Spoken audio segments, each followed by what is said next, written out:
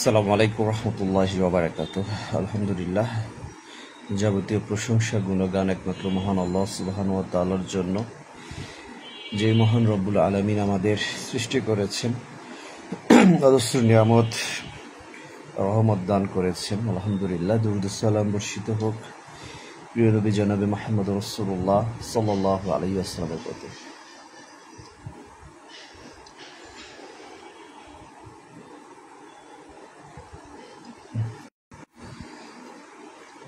আলহামদুলিল্লাহ,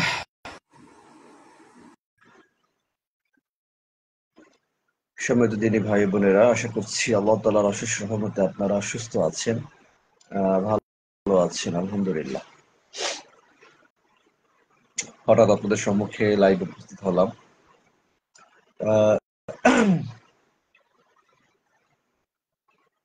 দুপুরের যদিও কর্মব্যস্ততার এই সময়টা, অফিস আদালত সময় সকলেই ব্যস্ত থাকেন, আপনারা জানি আছেন এই মুহূর্তে। আমি ব্যস্ত বলতে আমি গতকাল নাইট ডিউটি করেছি, এই জন্য আজ দিনটা একটু ফ্রি হয়তো বা পাবো আশা করি। তো হঠাৎ কিছু চিন্তা হলো, মনের ভিতরে অনেক কথা জমে থাকে, অনেক সময় অনেক কিছু, অনেক বিষয় আছে যেগুলো আমরা আহ একে অপরকে বলতে চাই, কিন্তু যদিও সুযোগ হয় না, যদিও সেরকম কাউকে পাই না, এই জন্যই আপনাদের সম্মুখে আসা। আপনারা ডিসক্রিপশনে যদি দেখেন তাহলে ছোট্ট একটা কথা মেসেজ দিয়েছি। এমরুজ্জামান ভাই, ওয়ালাইকুম আসসালাম রহমতুল্লাহ।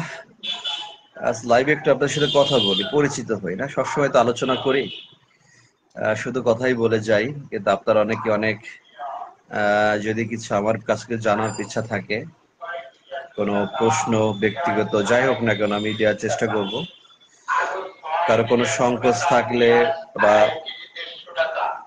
কোনো ভুল ত্রুটি থাকলে আমাকে সেটাও অবগত করতে পারেন ইনশাআল্লাহ। আমি যে কোনো নসিহাত পরামর্শ আমাকে দিতে পারেন লাইভে।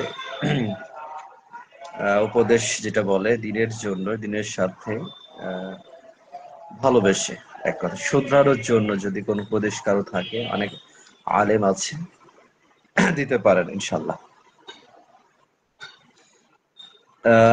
আব্দুল মামুন, ওয়ালাইকুম রহমতুল্লাহ মহতারাম। আলহামদুলিল্লাহ, ভাই আপনি কেমন আছেন? আলহামদুলিল্লাহ। প্রবাস জীবন না, অনেকেই দিনী ভাই আছেন, আমাকে অনেক সৌদি প্রবাসী, সৌদি আরবে আছে বা কাতার, কুয়েত, অনেকে আছে আমাকে ফলো করে, অনেকেই কম বেশি অনেক প্রবাসী ভাই আছে পরিচিত সৌদি আরবে জীবিকার জন্য, অনেকেই দেশ ছেড়ে, পরিবার ছেড়ে আছেন।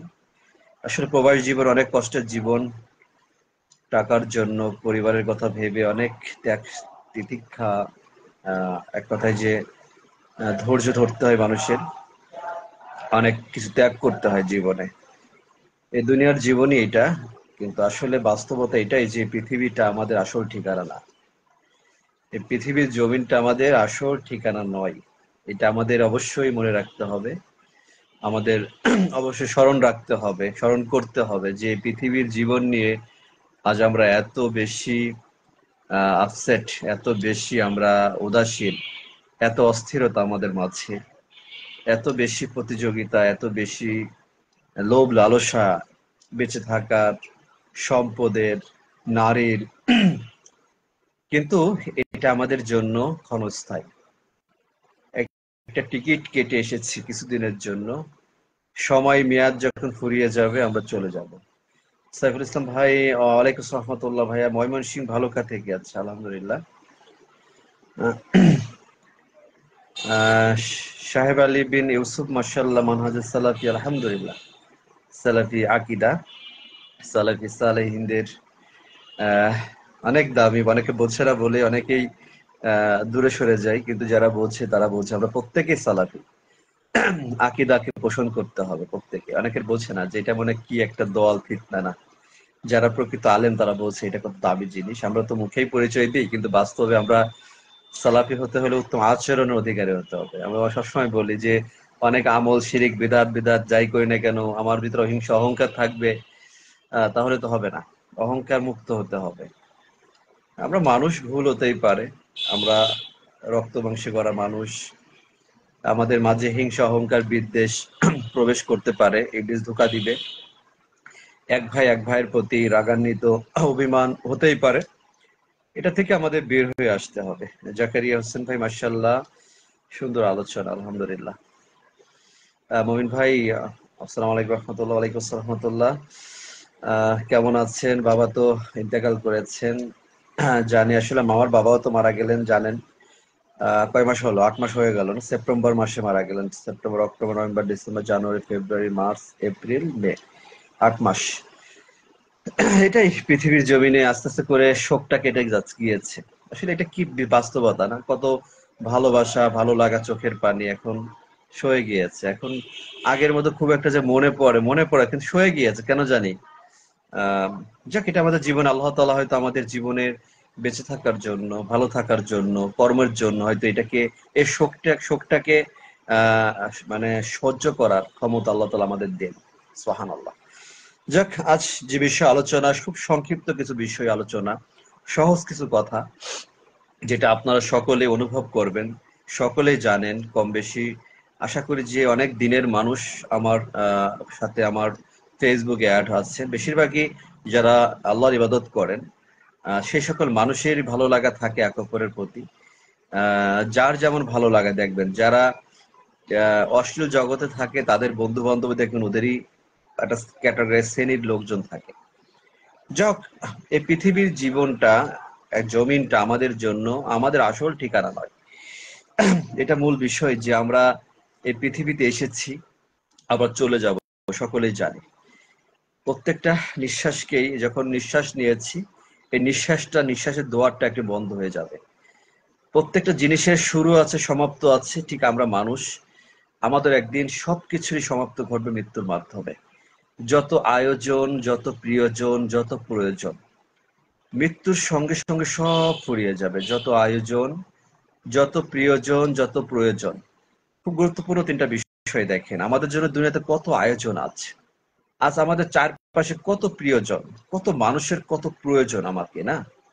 কিন্তু আমাদের জীবনের মৃত্যুর সঙ্গে সঙ্গে মানুষের প্রয়োজন, প্রিয়জন, আয়োজন সব ফুরিয়ে যাবে। ওমর ফারুক বিন মকসেদ মোহতারাম, ওয়ালাইকুম, মাশাআল্লাহ, আলহামদুলিল্লাহ, কবুল করো, আমিন। আসলে খুব গুরুত্বপূর্ণ কিছু কথা লাইভে আগে প্রতিদিনই আসতাম, এখন তো খুব কম আসা হয়।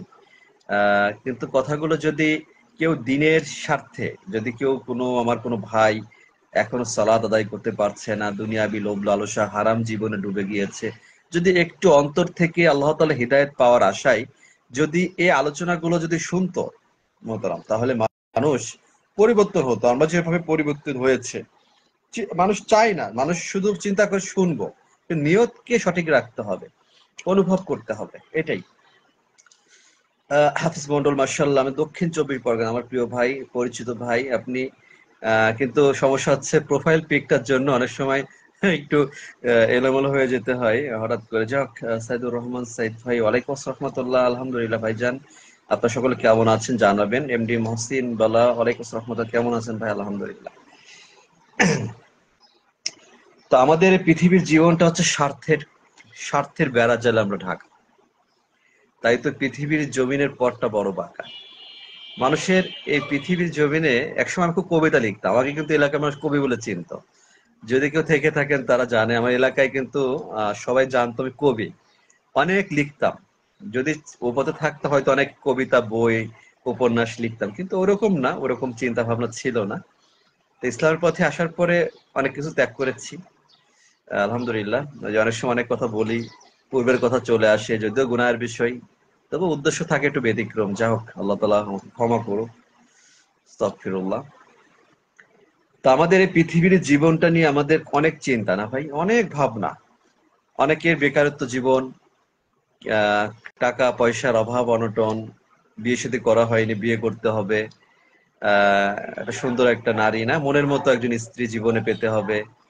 অনেক চিন্তা ভাবনা জীবন আছে, পড়াশোনা করে বড় একটা চাকরি করতে হবে, ব্যবসা করতে হবে, বা কেউ চিন্তা করছে বিদেশে যাব, 4-5 বছর 10 বছর থাকবো, অনেক টাকা উপার্জন করব, ভালো একটা বাড়ি করব, একটা ভালো একটা গাড়ির শখ আছে, একটা ভালো একটা বাইক বা একটা 4 চাকার গাড়ি কিনবো।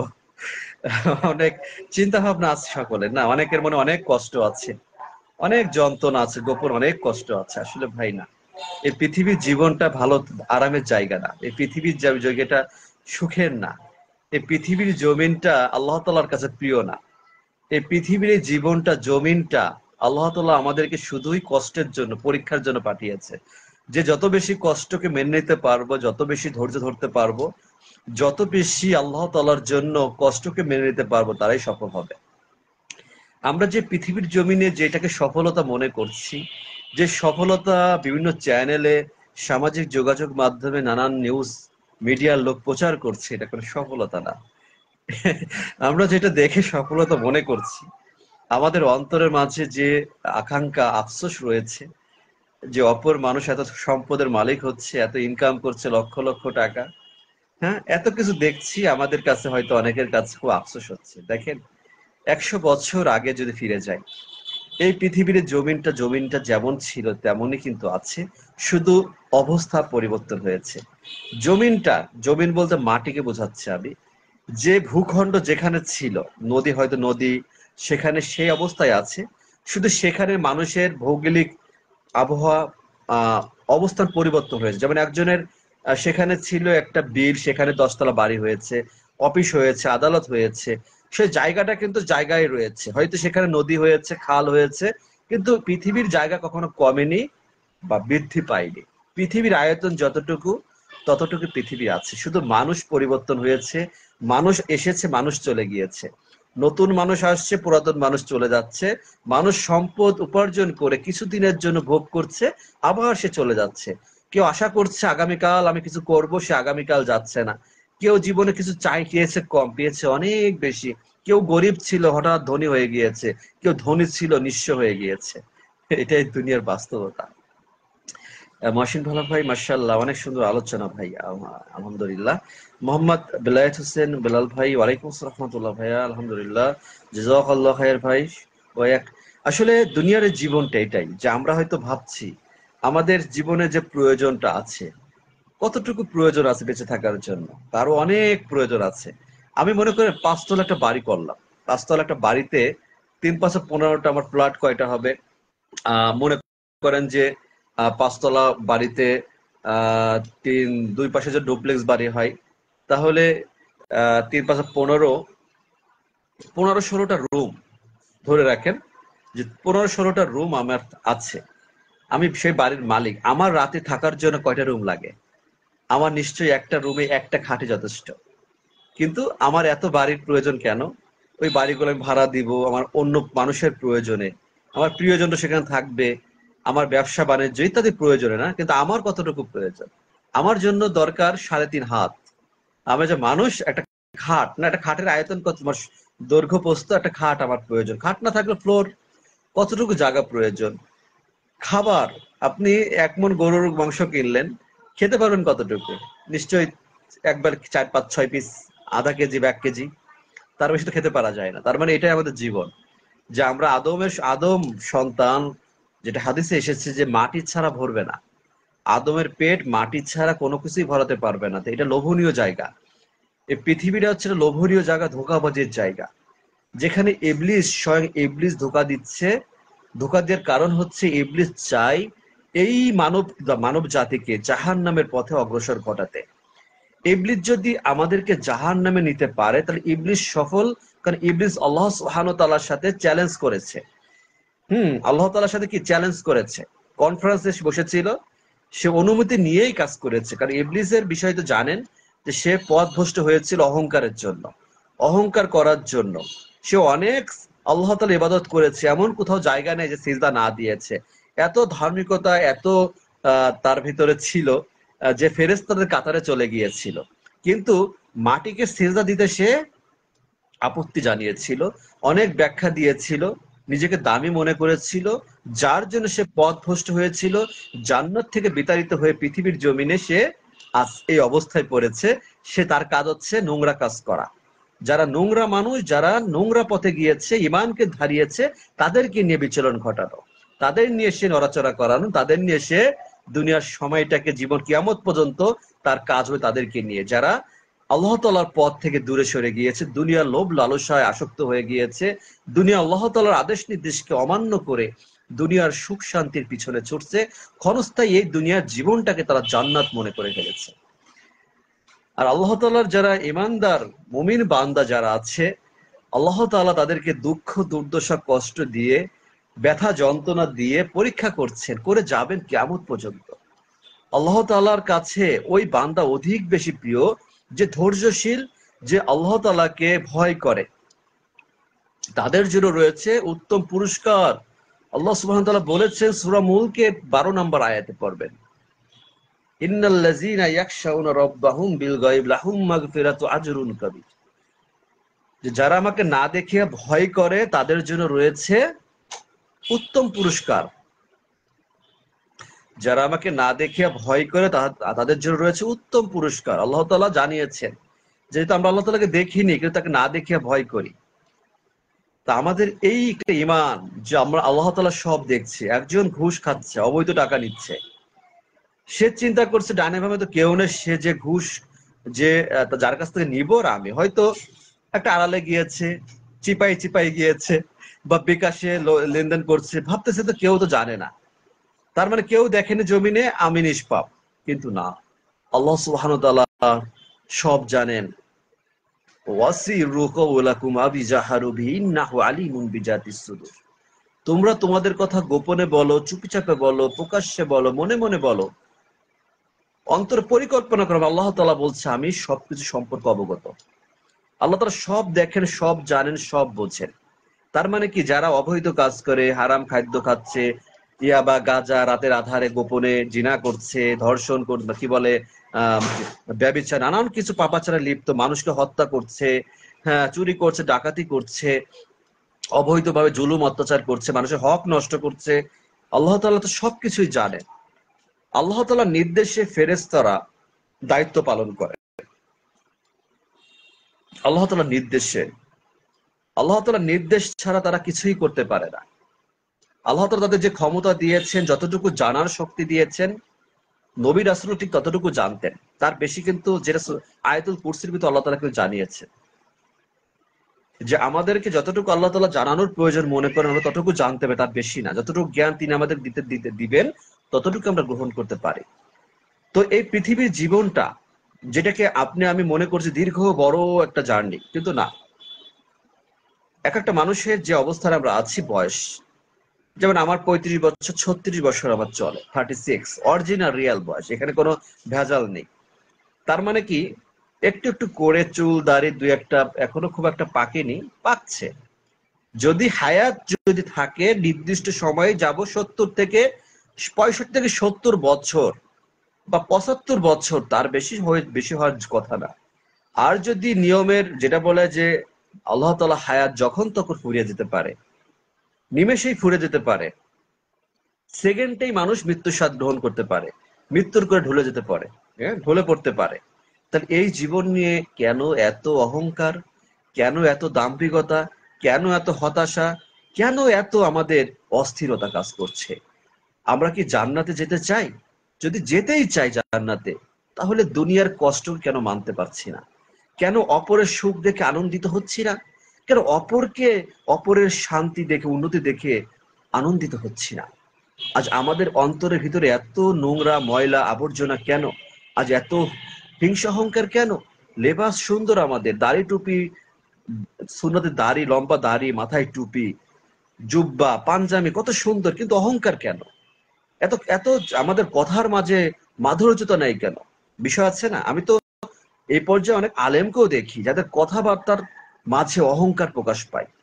তারা বলতে পারেন যে অনেক দিনের বড় খেদমত করে না, খেদমত করছে, কিন্তু কতটুকু তার কথায় যে ইসলামের পথে কি ফিরে এসেছে সে কি গ্যারান্টি দিতে পারবে না? আল্লাহ ভালো জানে কার কথায় সে আল্লাহর পথে এসেছে, তার কথায় কি দিনের কোনো পরিবর্তন হয়েছে কিনা। কিন্তু এই যে আমাদের যে আচরণ, আমাদের যে কথার বলা, অহংকার, সেলিব্রিটি হওয়া, একজন বড় আলেম হওয়া, মনের ভিতর যেটা রিয়া অহংকার কাজ করে, এটা কি আমাকে জাহান্নাম দিতে পারে না? অবশ্যই পারে। এই দিকেও লক্ষ্য রাখতে হবে যে একজন আলেম, একজন দিনের পথের মানুষ যখন দিনের পথে চলবে, তার আচরণকে সব থেকে দামি যেটা সদাচরণ, সেই দিকে লক্ষ্য রাখতে হবে। অনেক অনেক নামাজি ব্যক্তি, তাহাজ্জুদ আদায় করা ব্যক্তি, নফল সিয়াম পালন করা মানুষ, মুসলমান অনেক আছে, অনেক আমল করে, তসবিহ তাহলিল সারাক্ষণ সে, কিন্তু সে কথা বলতে গেলে, সালাম দিতে গেলে অহংকার, সালাম দিচ্ছে না। সালামের ক্ষেত্রে সে কি প্রণতা করে, সে মনে করে আমি আলেম, আমাকে মানুষ সালাম দিবে। কিংবা দুনিয়ার টাকা পয়সা প্রতি তার অস্থিরতা রয়েছে, অস্থিরতা রয়েছে, মানুষকে শুধু হাত পাচ্ছে, অনেকে দেখে হাত পাতে, সাহায্য কামনা করে।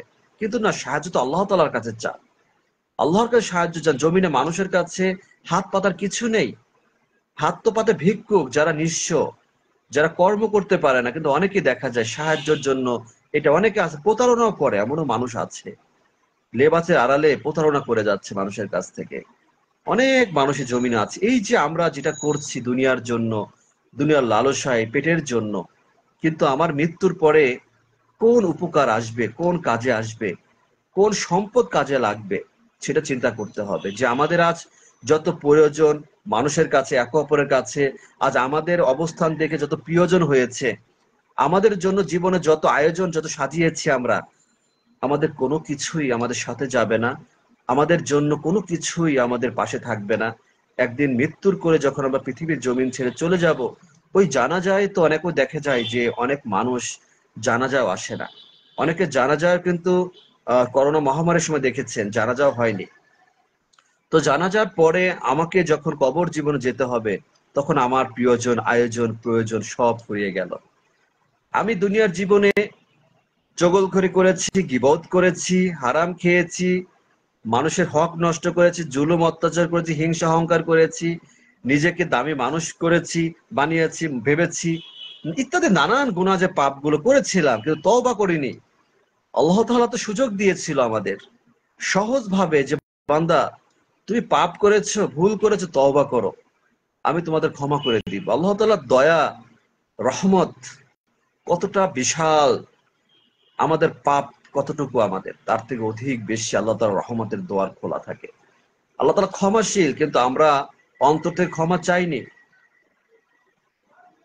আল্লাহ আমাদের অন্তরের কথাগুলো, আমরা মনের কথাগুলো হয়তো বা গোপনে রেখেছিলাম, কাউকে কষ্ট দিয়েছি, আঘাত করেছি, ক্ষমা চাইতেও লজ্জাবোধ করেছি। কিন্তু না, কেন লজ্জা, কিসের এখানে আমাদের ব্যর্থতা?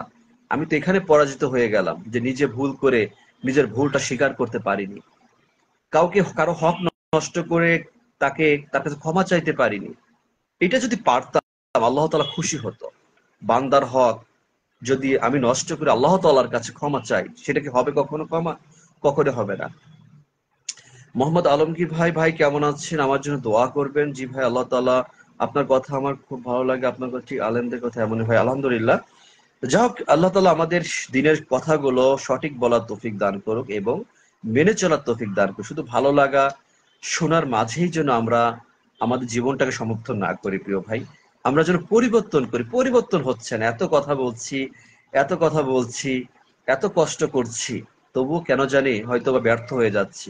আল্লাহ তাআলা যেন, যেহেতু হৃদায়ত দেওয়ার মালিক তিনি যেন অনুপ্রেরণায়, আল্লাহ তাআলা যেন আমার ভাইদেরকে, যুবক ভাইদেরকে দিনের সঠিক পথে আমাদের থেকে যদি বেশি ইমানের পথে চলার তৌফিক দান করেন। আল্লাহ তাআলার কাছে এটাই চাই, যেন আল্লাহ তাআলা, যেন এটা দুনিয়ার জীবন, হয়তো বলছি যে আমাদের থেকে বেশি, এটা হয়তো কথার কথা বলে ফেলেছি, আল্লাহ তাআলা যেন আমাদেরকে দিনের জন্য, দিনের পথে ইমানের সাথে বেঁচে থাকার তৌফিক, এই ইমানের মৃত্যুর পূর্বে ইমান নিয়ে মৃত্যুর স্বাদ গ্রহণ করার তৌফিক দান করুন আল্লাহ তাআলা। এটা আসলে অনেক বড় একটা চাওয়া, আল্লাহকে চাইতে হবে, হিদায়াত চাইতে হবে মন থেকে। এই পৃথিবীর জমিনে আল্লাহ তাআলা আমাদেরকে যেটা বলেছে, যে মেসেজ গুলো দিয়েছেন কোরআনুল কারিমে, আমাদের এই মেসেজ গুলো, বার্তাগুলো জানতে হবে। আমি সবার কাছে অনুরোধ করব, আপনারা যারা লাইভে আছেন, যেহেতু লাইভ তো, হঠাৎ কেউ আছেন, দুই এক মিনিট 5 মিনিট থেকে চলে যান, এটাই, এই জন্য দিন সম্পর্কে বোঝানো খুব কঠিন হয়ে যায়। যারা প্রথম থেকে শেষ পর্যন্ত থাকে তারা কিন্তু জানতে পারে, আশা করি। যাই হোক, যে আমাদের আল্লাহ তাআলার আমাদের জীবনে যে কথাগুলো, যেমন আমি বলছি, আপনারা যারা, আমরা বিভিন্ন মাহফিলে শুনি, বক্তাদের আলোচনা শুনি, আমি যদি কোরআনুল কারিমকে যদি একটু বোঝার চেষ্টা করি, একটু জানার চেষ্টা করি, তাহলে আপনি সব জানতে পারবেন, বুঝতে পারবেন। যে আল্লাহ তাআলা আমাদেরকে সতর্ক করেছেন, সচেতন করেছেন, কোরআনুল কারীমকে বোঝেন, সচেতন করেছেন, সতর্ক করেছেন, সুসংবাদ দিয়েছে। সুবহানাল্লাহ। একটু বুঝিয়ে দিচ্ছে আল্লাহ তাআলা কোরআনুল কারীমে আমাদের কি একটা পথ দেখিয়েছেন, ইহদিনাস সিরাতাল মুস্তাকিম, সরল পথ, যে পথে চললে আমরা জান্নাত পাবো।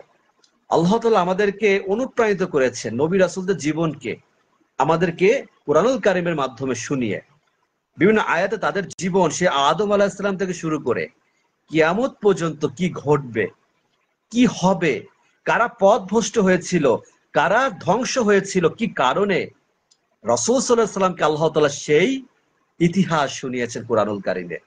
অতীত, বর্তমান, ভবিষ্যতে কি হবে আল্লাহ তাআলা আমাদেরকে সতর্ক সচেতন করেছেন।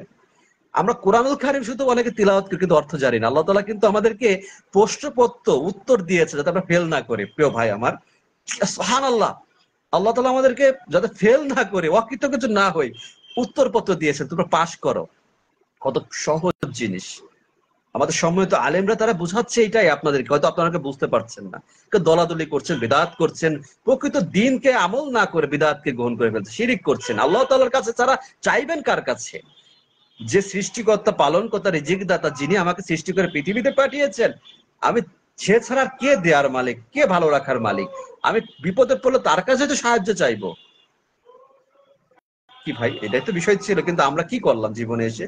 ইবলিসের ধোঁকায় পড়ে মানুষের কাছে যে তাগুদের গোলামি, আমরা অনেক জুলুম অত্যাচার আমরা লিপ্ত হয়ে গিয়েছে, লোভ লালসায় পবিত্র সম্পর্ক, হালাল সম্পর্ক আমরা ছিন্ন করে অবৈধ নারীর পিছনে, চোখের জিনায় আসক্ত, জিনায়, নানান খারাপ জায়গায়, নিষিদ্ধ জায়গায় আমরা যে সেখানে নিজেদের ইমানকে ধ্বংস করে ফেলেছি।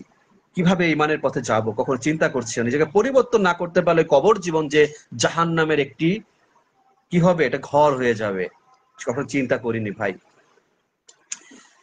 জাযাকাল্লাহ খায়ের ভাইজান, জাহাঙ্গীর আলম ভাই, এক ভাই আমার জন্য দোয়া করুন, আমি খুব অসুস্থ। আল্লাহ তাআলা অসুস্থ হন ইনশাআল্লাহ, আল্লাহ তাআলা যেন সুস্থতা দান করে। ভাইজান, সুস্থতা বড় নিয়ামত, অসুস্থতা আল্লাহ তাআলার পরীক্ষা। ধৈর্য ধারণ করেন, আল্লাহ তাআলা যেমনটা চাইবেন আলহামদুলিল্লাহ তিনিই সুস্থ করার মালিক, তার প্রতি বিশ্বাস রাখেন, ইমানের সাথে এই কষ্টকে মেনে নেন, আল্লাহ তাআলা সুস্থ করে দেবেন ইনশাআল্লাহ। লোকজন আমাকে কষ্ট দিয়েছে, আল্লাহ তাআলা তাদেরকে হিদায়াত দান করুক, ইমানের পথে তাদের ফিরে আসার তৌফিক দান করুক।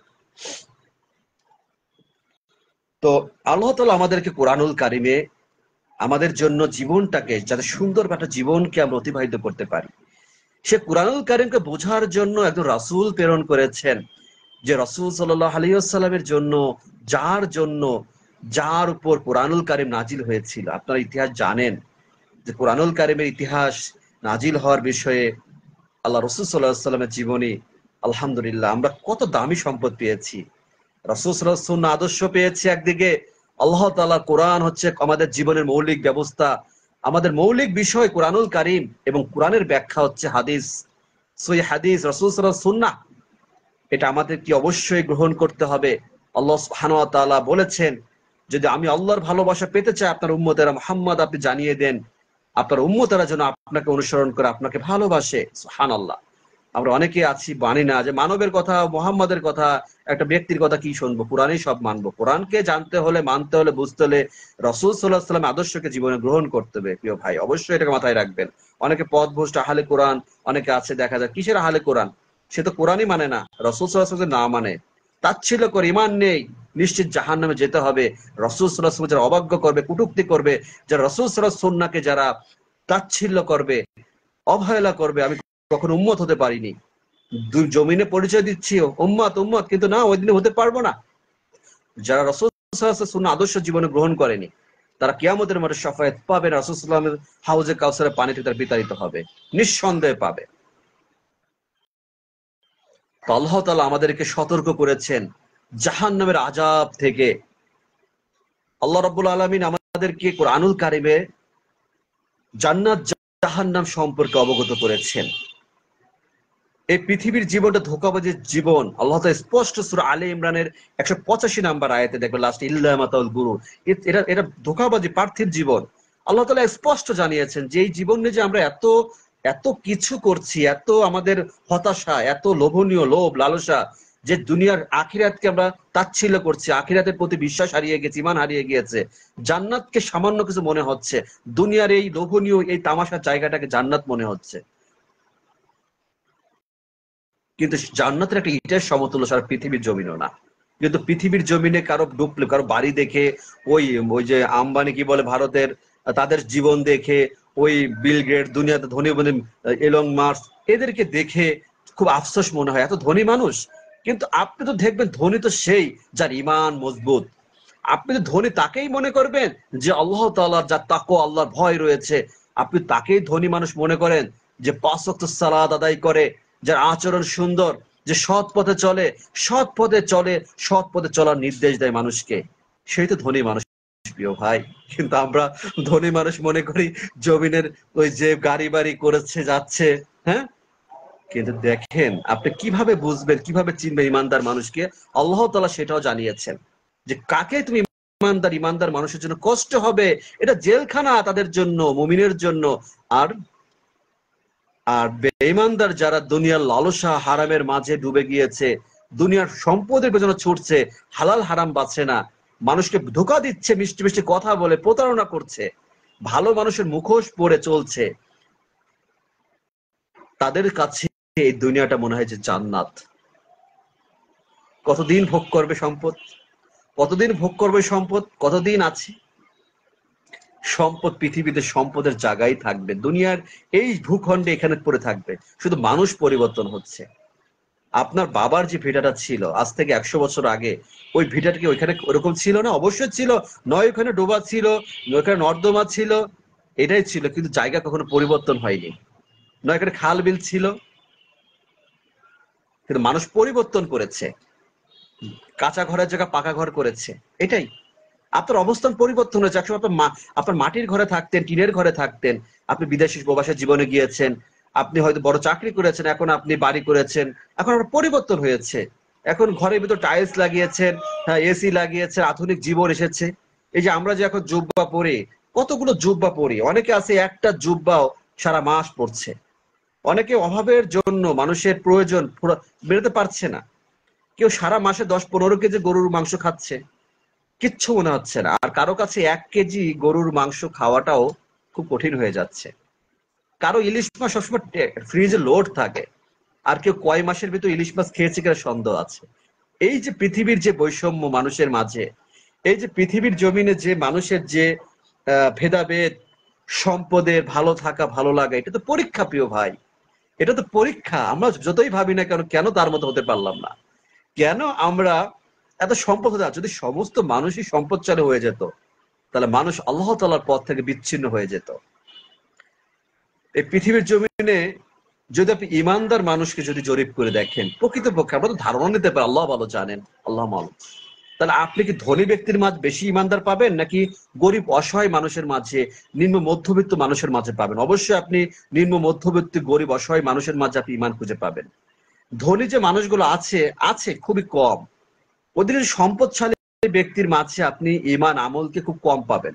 তাদের অনেক বিলাসবহুল জীবন পাবেন, তারা দিনের পর দিন তারা অট্টালিকা করতে পারে।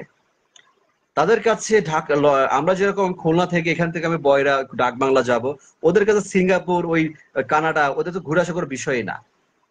তো তাদের কাছে দূরে তো অভাব কষ্ট যন্ত্রণা কিচ্ছু মনে হয় না, কিন্তু মনের কষ্ট আছেই, সেটা আমরা দেখি না। হয়তো স্ত্রীর দিক দিয়ে, সন্তানের দিক দিয়ে, হ্যাঁ, মনের ভিতরে যে একটা শান্তি প্রশান্তির বিষয়, আল্লাহর রহমত, সেটা থেকে কিন্তু বঞ্চিত আছেই, হারাম উপার্জনের জন্য, আল্লাহ তাআলা ইবাদত না করার জন্য। তবু আল্লাহ তাআলা মানুষকে ছেড়ে দিয়েছেন। একটা ঘোড়াকে যদি, পাগলা ঘোড়া যখন ছোটে, ঘোড়াকে যদি আপনি বেঁধে রাখেন, যদি ঘোড়াকে ছেড়ে দেন, ঘোড়া দৌড়াবে, ও যেখানে খুশি সেখানে চলে যাবে। একটা মানুষকেও, একটা মানুষের জীবন আল্লাহ তাআলা আমাদেরকে বিবেক জ্ঞান বুদ্ধি দিয়ে, কিতাব দিয়ে ছেড়ে দিয়েছেন। এখন তোমাকে পাঠিয়েছি, তুমি জান্নাতে যেতে পারো, জাহান্নামে যেতে পারো, তুমি হালাল পথে যেতে পারো, হারাম পথে যেতে পারো, তুমি আমার ইবাদত করতে পারো, নাও করতে পারো, অধিকার রয়েছে। আল্লাহ তাআলা ইবাদত না করলে আল্লাহ তাআলার কিচ্ছু আসে যায় না। সারা পৃথিবীর জমিনের মানুষ জাহান্নামে প্রবেশ করলে আল্লাহ তাআলার কিচ্ছু আসে যায় না। আমি যদি ৫ ওয়াক্ত সালাত আদায় না করি, হালাল পথে না চলি, দুনিয়ার জমিনে জুলুম অত্যাচার করি, তাহলে আল্লাহ তাআলা কি আসে যায়? কিন্তু আমি সেদিন কিয়ামতের মাঠ বলতে কবর জীবনে তো আমি সেই শাস্তি ভোগ করব। যখন আমি হাসরের ময়দানে বিচার দিবসে যখন আমাকে বিচারের জন্য আমি যখন কাঠগড়ায় দাঁড় হব, তখন আমি জান্নাত নিব কিভাবে? এটাই আমার একটা প্রশ্ন আসে। যেমন অনেকে বলে জান্নাতে যাব, মুসলমান হয়েছি। মুসলমান হলাম কিভাবে? যদি আমি সালাত আদায় না করি, ইমান যদি ঠিক না থাকে, আমি কি মুসলমান হতে পারলাম? আমি তো মুশরিক হয়ে গেলাম।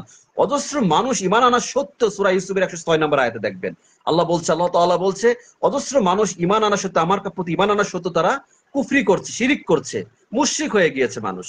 কিন্তু সে তো জানে নাই, সে তো তওবা করে নাই, সেটা তো বিশ্বাস ছিল না। আল্লাহ তাআলা বলছেন অজস্র মানুষকে সৃষ্টি করেছে জিন এবং মানুষ সৃষ্টি করেছে জাহান্নামীদের জন্য, জাহান্নামে প্রবেশ করানোর জন্য। যার চোখ আছে দেখে না, কান আছে শোনে না, অন্তর আছে কখনো উপলব্ধি করে, শুনে ভালো লাগে কিন্তু কখনো অনুভব করে না। তো এটা হচ্ছে আমাদের জীবন। চাকরি করছি, মাস গেলে বেতন পাচ্ছি, স্ত্রীকে খুশি করছি, খাচ্ছি দাচ্ছি ঘুরছি, ডিউটি করছি, সারা রাত পার করছি, কষ্ট করছি, সিনিয়রদের আদেশ নির্দেশ মানছি। হ্যাঁ, কিন্তু দুনিয়ার লালসা, হালালকে বাদ দিয়ে হারাম পথে উপার্জনের চিন্তা করছি। সব ভালো লাগে। কাচ্চি ডাইনে, সুলতান ডাইন্সে কাচ্চি ঘরে যে ওই ভালো ভালো বিরিয়ানি কাচ্চি খেতে মন চাই, বাসমতির কাচ্চি ভালো লাগে। ওই 0 পয়েন্টে কামরুল হোটেলের ওই যে অনেক চিনেন জানেন, অনেক, হ্যাঁ, সে ভুনা চুই জালের মাংস গোস্ত খাইতে খুব ভালো লাগে, সব ভালো লাগে। ঘুরতে মন চায় সাজেক, এখানে সেখানে, ওই কাশ্মীর যেতে টাকা আছে, সফরে যায় বিভিন্ন জায়গায় ঘুরতে ভালো লাগে, সব ভালো লাগে। আরে মানুষ তুমিও অকৃতজ্ঞ, নিমক হারাম, মুনাফিক মানুষ আমরা। আল্লাহ তাআলা ইবাদত করতে ভালো লাগে না, তার ঘরে মসজিদে যেতে ভালো লাগে না, মুখে জবানে সুবহানাল্লাহ, আলহামদুলিল্লাহ, আল্লাহু আকবার, তার জিকির আজগর করতে ভালো লাগে না। সারাক্ষণ অপ্রয়োজনীয় কথা, চগলখড়ি, গীবত, গালিগালাজ, অপ্রয়োজনীয় কথা বলে মানুষের মাঝে নিজেকে নিজের সম্পদের বাহাদুরি, ক্ষমতার বাহাদুরি, বাড়ি গাড়ি করেছি, জমি কিনেছি, সুন্দরী নারীকে দেখিয়ে দুনিয়ার বাহাবা খুঁজে শয়তান বলে কি, তোমাকে তো আমি ভালোবাসি, তুমি তো আমারই প্রিয় মানুষ। এ হচ্ছে আমাদের জীবন। খালি ওয়াজ শুনে যাই প্রতি বছর, মাহফিলের সিজন এসেছে, শুধু ওয়াজ মাহফিল, মোবাইলে সার্চ দিয়ে ঘুম আসে না, কত শুন, কিন্তু জীবন পরিবর্তন হয় না। কারণ কারণ জীবন পরিবর্তন হয় না একটাই কারণ, আল্লাহ তাআলার কাছে তওবা করার মতো তওবা করতে পারছি না। নিজেকে গুনাহগার, নিজের অবস্থানে এত পাপ করা সত্ত্বেও আল্লাহ তাআলার কাছে আত্মসমর্পণ করে ফিরে আসতে পারছি না।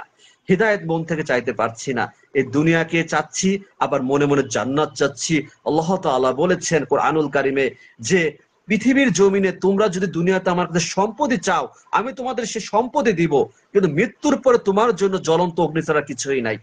এই আয়াত কি সাধারণ কিছু? যে আমরা তো অনেকেই সারাক্ষণ নামাজের ভিতর থেকে সম্পদ চাচ্ছি দুনিয়াতে, বাড়ি গাড়ি, সম্পদ, টাকা পয়সার চিন্তা, অনেকে টাকার পিছনে ছুটছে শুধু ঘোড়ার মতো, টাকার প্রয়োজন মিটছে না, যত পাচ্ছে তত আরো চাচ্ছে। কেউ টাকাটা যে হালাল নাকি হারাম তার চিন্তা নেই, সে হারাম উপার্জন করছে, নামাজ কালাম নেই, ইমান আমল ঠিক নেই, নবী সুন্নাহ আদর্শ নেই, সে বলে মুসলমান। আশ্চর্য ব্যাপার। আবার সে যে আল্লাহর পথে চলে, আল্লাহর কথা বলে, 5 ওয়াক্ত নামাজ কত পরিশ্রম হয় আদায় করলে, আপনারা কখনো যারা আদায় করেন তারা জানেন অনেক কষ্ট হয় 5 ওয়াক্ত সালাত আদায় করা, ফজর, জোহর, আসর, মাগরিব, ইশা, 5 ওয়াক্ত নামাজ, ফজরের নামাজ। আজান এখন কটার দিকে হয়? 4:30টার দিকে। জামাত হয় 4:45 বা 5টা, এক একটা সময় এক একটা ক্ষেত্রে 4:30-35। এই যে রাত, কেউ ঘুমিয়ে থাকে, আরামের ঘুম হারাম করব কেন? এত মধুর ঘুম।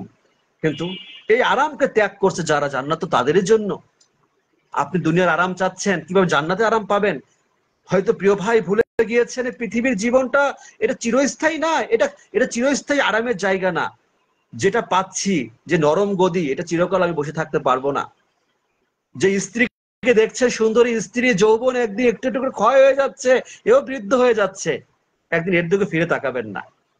নতুন নিজের স্ত্রীকে ভালো লাগে না, অন্য মেয়েদের ভালো লাগে, অন্যের ঘরের বউটাকে দেখতে ভালো লাগে, কি হচ্ছে না মনে? অনেক সমস্যায় পৃথিবীর ধোকায় পড়ে গিয়েছি আমরা।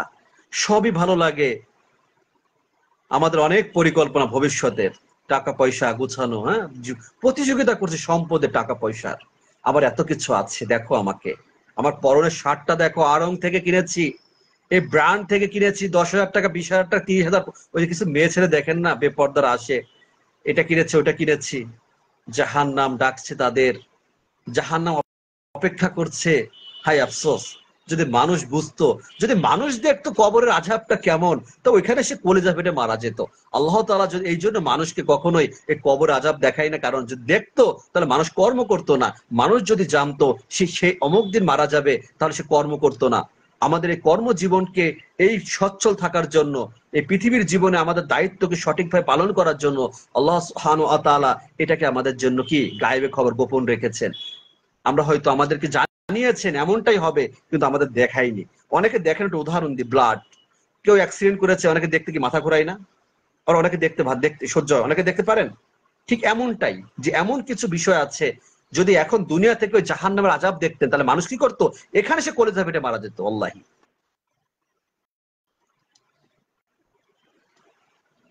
ভাই, এটা বাস্তব কথা, সত্য কথা।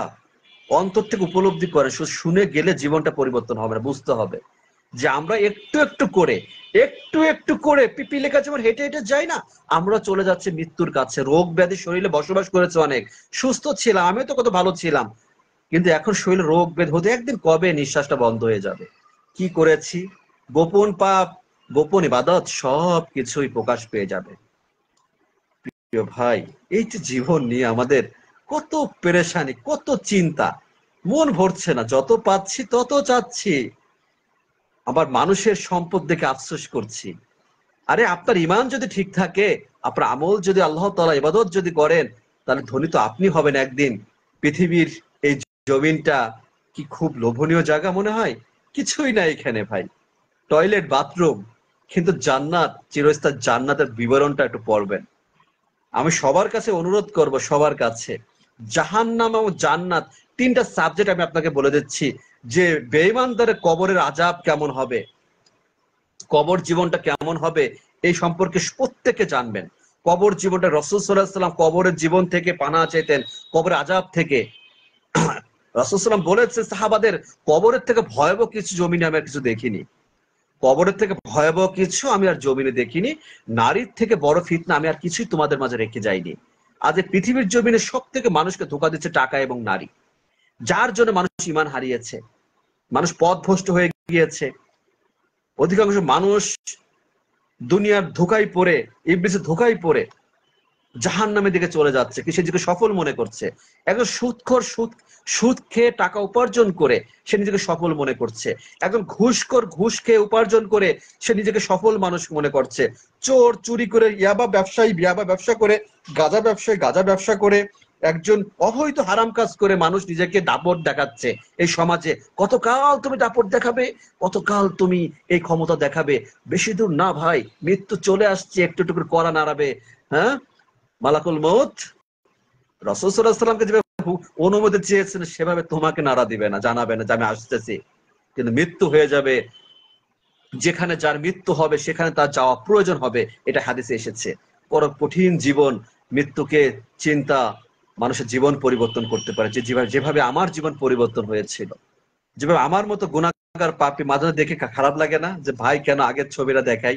আসলে এটা গুনাহের কাজ, দেখানো ঠিক না, এটা আসলে গুনাহের কাজ। আমি জানি আপনার কি বুঝাবেন, আসলে ভাই বুঝি, কিন্তু কখনো কখনো বলি, প্রিয় ভাই আমার, তুমি পরিবর্তন হতে পারো, তুমি নিজেকে পরিবর্তন করো, নিয়ত করো, তুমি ঠিক এভাবেই পরিবর্তন হতে পারো। ভেঙে পড়ার কিছুই নেই, নিরাশ হওয়ার কিছুই নেই। আল্লাহ তাআলা আমাদেরকে সুসংবাদ দিয়েছেন সূরা ফুরকানের ৭০ নম্বর আয়াতে। যদি আমরা বিশ্বাস স্থাপন করি, তওবা করে ফিরে আসি, তাহলে আমাদেরকে, আমাদের গুনাহগুলোকে আল্লাহ পূর্ণ দ্বারা, নেকি দ্বারা পূর্ণ করবেন।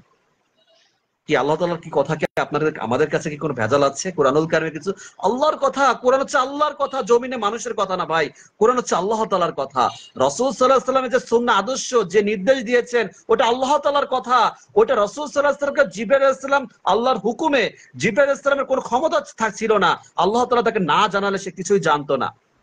আল্লাহ তাআলা যখন জিবরাইল আলাইহিস সালামকে নির্দেশ করতেন, যাও আমার বন্ধুর কাছে এই ওহী নাজিল করো, তখনই সে সেটা করেছে। তার ওইটা আল্লাহ তাআলার বাণী, আপনাকে অবশ্যই বিশ্বাস আনতে, ঈমান আনতে হবে। প্রিয় ভাই, সময় হয়ে যাচ্ছে জোহরের নামাজের।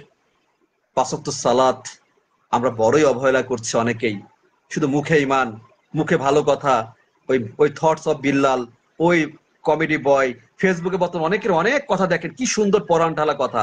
নবীর সুন্নাহ নাই, মুখে নাই নবীর সুন্নাহ, প্যান্ট নাই, প্যান্ট পরে টাকনোর নিচে, মুসলমান নাম না জিজ্ঞেস করে মুসলমান চিনাই যায় না, কিন্তু দুনিয়ার ভালো কথা বলে তারা ইনকাম করছে।